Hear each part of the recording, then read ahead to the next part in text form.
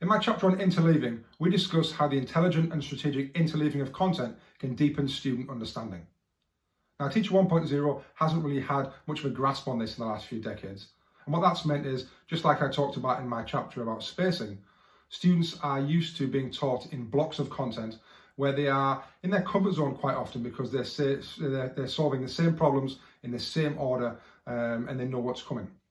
And it's really interesting that the research behind this from Nate Cornell and Professor Robert Bjork talks about how students need to discriminate between different information and compare and contrast to have a real understanding of the content itself.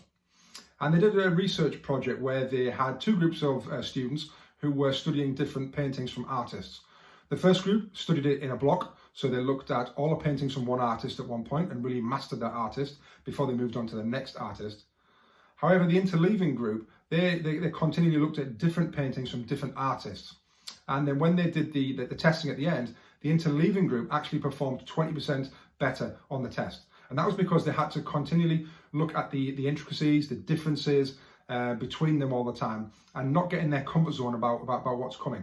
And I think that was really important to see how students in classrooms also need to see that, and they need to see different problems, rather than just in a maths lesson, if they're just going to do 20 questions on subtraction or addition or multiplication at one point. Actually, they need to be able to mix it up, because if they are only doing one skill, they know what's coming, they know what's been asked of them, and they know the solution that they need to put in place.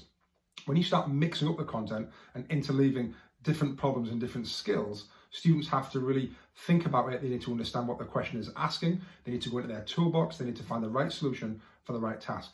And let's face it, everything in life isn't blocked. Different things are thrown at us from different points in time.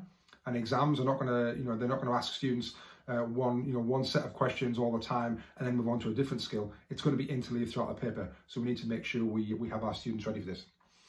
The Teacher 2.0 section of this chapter talks about really making sure that students are ready for this though. This is something that you can't just throw at students immediately. They need to have a certain foundational level of skill on those topics before you can start to interleave things. Otherwise, it becomes too desirably difficult, and then actually that doesn't have the effect that we want to. To learn more about this and how you can reboot your teaching with the science of learning, pick up my book, Teaching Rebooted.